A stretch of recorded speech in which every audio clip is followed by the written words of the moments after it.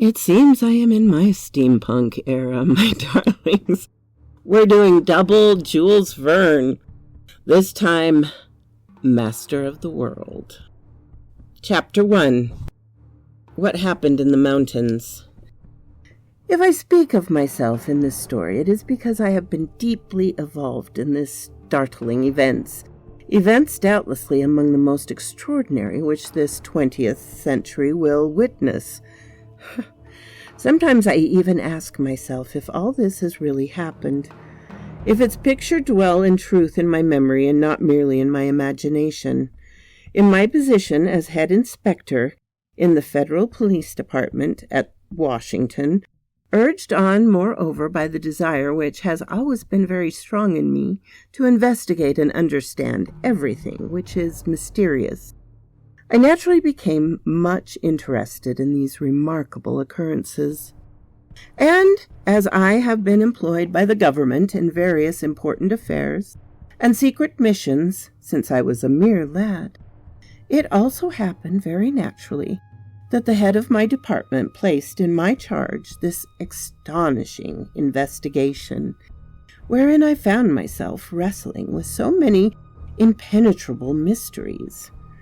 In the remarkable passages of the recital, it is important that you should believe my word. For some of the facts I can bring no other testimony than my own. If you do not wish to believe me, so be it. I can scarcely believe it at all myself. The strange occurrences began in the western part of our great American state of North Carolina. There, deep amidst the Blue Ridge Mountains, rises a crest called the Great Erie. Its huge round form is distinctly seen from the little town of Morganton on the Catawba River, and still more clearly as one approaches the mountains by way of the village of Pleasant Garden. Why the name of Great Erie was originally given to this mountain by people of the surrounding region, I'm not quite sure. It rises rocky and grim and inaccessible, and under certain atmospheric conditions has a peculiarly blue and distinct effect.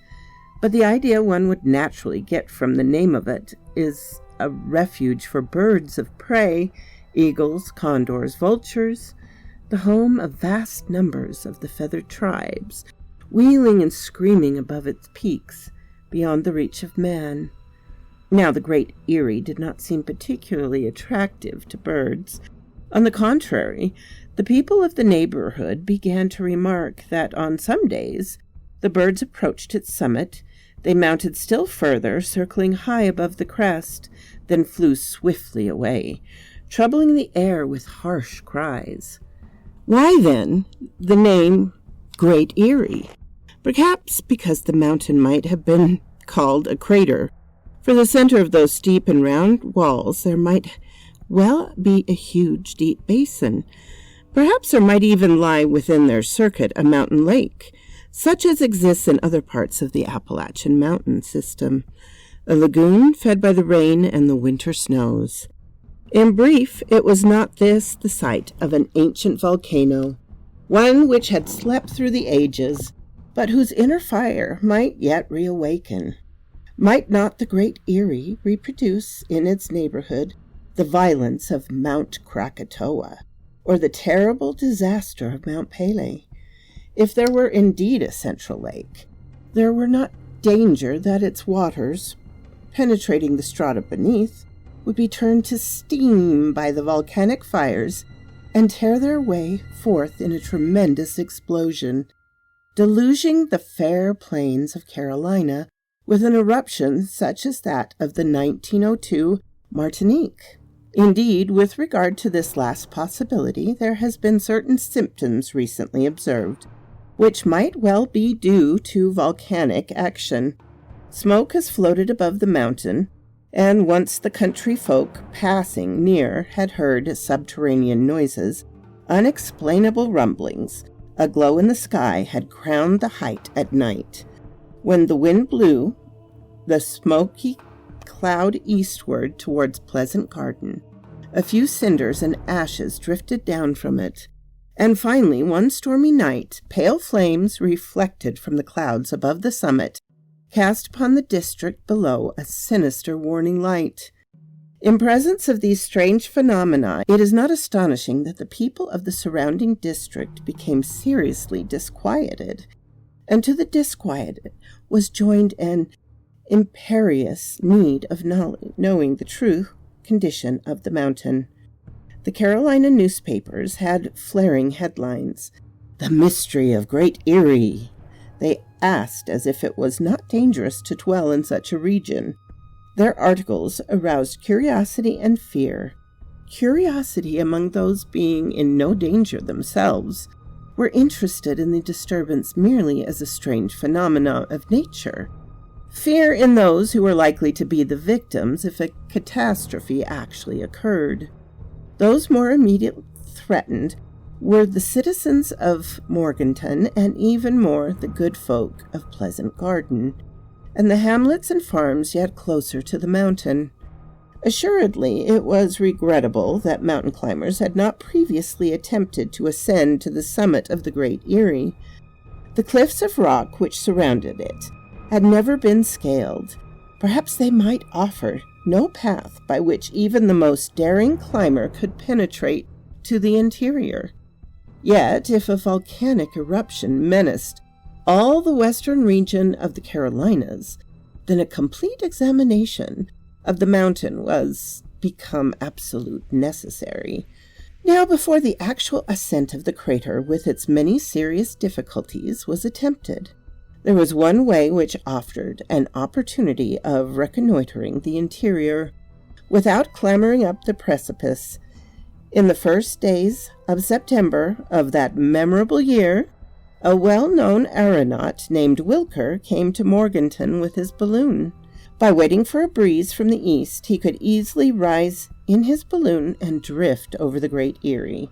There, from a safe height above, he could search with a powerful glass into its deeps.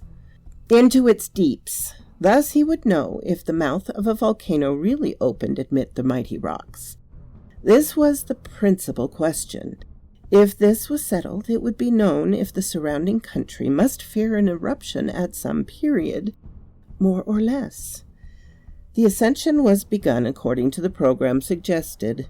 The wind was fair and steady, the sky clear, the morning clouds were disappearing under the vigorous rays of the sun.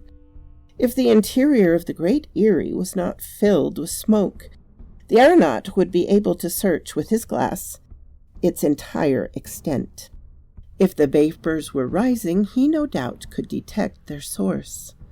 The balloon rose at once to a height of 1,500 feet, and there rested almost motionless for a quarter of an hour. Evidently the east wind, which was brisk upon the surface of the earth, did not make itself felt at that height. Then, unlucky chance, the balloon was caught in an adverse current and began to drift towards the east. Its distance from the mountain chain rapidly increased. Despite all efforts of the aeronaut, the citizens of Morganton saw the balloon disappear on the wrong horizon. Later they learned that it had landed in the neighborhood of Raleigh, the capital of North Carolina. This attempt having failed, it was agreed that it should be tried again under better conditions. Indeed, fresh rumblings were heard from the mountain, accompanied by heavy clouds and wavering glimmers of light at night. Folk began to realize that the Great Erie was a serious and perhaps imminent source of danger. Yes, the entire country lay under the threat of some seismic or volcanic disaster.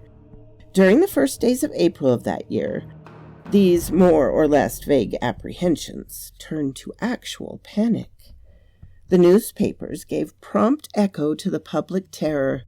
The entire district between the mountains and Morganton was sure that an eruption was at hand. The night of the 4th of April, the good folk of Pleasant Garden were awakened by a sudden uproar. They thought that the mountains were falling upon them. They rushed from their houses, ready for instant flight, fearing to see open before them some immense abyss, engulfing the farms and villages for miles around. The night was very dark. A weight of heavy clouds pressed down upon the plain. Even had it been the day, the crest of the mountains would have been invisible. In the midst of this impenetrable obscurity, there was no response to the cries which arose from every side. Frightened groups of men, women, and children groped their way along the black road in wild confusion. From every quarter came the screaming voices. "It's an earthquake! Is it an eruption? Whence comes it?" "From the Great Erie." Into Morganton sped the news that stone, lava, and ash were raining down upon the country. Shrewd citizens of the town, however, observed that if there was an eruption, the noise would have continued and increased.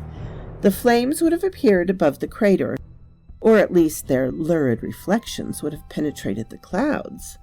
Now even these reflections were no longer seen. If there'd been an earthquake, the terrified people saw that at least their houses had not crumbled beneath the shock. It was possible that the uproar had been caused by an avalanche, the fall of some mighty rock from the summit of the mountains. An hour passed without other incident.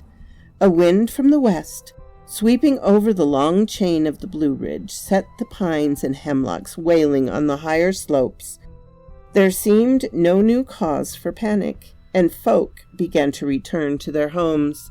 All, however, awaited impatiently the return of day. Then suddenly, towards 3 o'clock in the morning, another alarm. Flames leapt above the rocky wall of the Great Erie. Reflected from the clouds, they illuminated the atmosphere for a great distance. A crackling, as if of many burning trees, was heard. Had a fire spontaneously broken out? And to what cause was it due? Lightning could not have started the conflagration, for no thunder had been heard. True, there was plenty of material for fire at this height of the chain of the Blue Ridge, as well wooded. But these flames were too sudden for any ordinary cause. "An eruption! An eruption!" The cry resounded from all sides. An eruption! The Great Erie was indeed the crater of a volcano, buried in the bowels of the mountains. And after so many years, so many ages even, had it reawakened? Added to the flames was a rain of stones and ash. About to follow? Were the lavas going to pour down torrents of molten fire, destroying everything in their passage, annihilating the towns, the villages, the farms, this beautiful world of meadows, fields, and forests, even as far as Pleasant Garden and Morganton? This time the panic was overwhelming. Nothing could stop it. Women carried their infants, crazed with terror, rushed along the eastward roads. Men, deserting their homes, made hurried bundles of their most precious belongings, and set free their livestock, cows, sheep, pigs, which fled in all directions. What disorder resulted from this agglomeration, human and animal, under darkest night, amidst forests threatened by the fires of the volcano, along the border of the marshes, whose waters might be upheaved and overflow, with the earth itself threatening to disappear from under the feet of the fugitives? Would they be in time to save themselves? If a cascade of glowing lava came rolling down the slope of the mountain across their route? Nevertheless, some of the chief and shrewder farm owners were not swept away in this mad flight, which they did their best to restrain. Venturing within a mile of the mountain, they saw that the glare of the flames was decreasing. In truth, it hardly seemed that the region was immediately menaced by any further upheaval. No stones were being hurled into space. No torrent of lava was visible upon the slopes. No rumblings rose from the ground. There was no further manifestations of any seismic disturbance capable of overwhelming the land. At length the flight of the fugitives ceased at a distance where they seemed secure from all danger. Then a few ventured back towards the mountain. Some farms were reoccupied before the break of day. By morning, the crests of the Great Erie showed scarcely the remnants of its cloud of smoke. The fires were certainly at an end, and if it were impossible to determine their cause, one might at least hope that they would not break out again. It appeared possible that the Great Erie had not really been the theater of volcanic phenomenon at all. There was no further evidence that the neighborhood was at the mercy of either the eruptions or of earthquakes. Yet once more, about 5 o'clock, from beneath the ridge of the mountains, where the shadows of night still lingered, a strange noise swept across the air, a sort of whirling accompanied by the beating of mighty wings. And had it been a clear day, perhaps the farmers would have seen the passage of a mighty bird of prey, some monster of the skies which have risen from the Great Erie speed away towards the east. So quoth this raven. My darlings, the first thing that sticks out to me is, oh my goodness, how science has progressed since this was first written over 100 years ago. I don't think there are volcanoes at all in the Appalachians. They are older than trees. They are extremely old. And I believe they were caused by seismic activity and not volcanic. I could be wrong. But they didn't have airplanes. I mean, now we just send up a drone. They had to get a balloon that was reliant on the currents.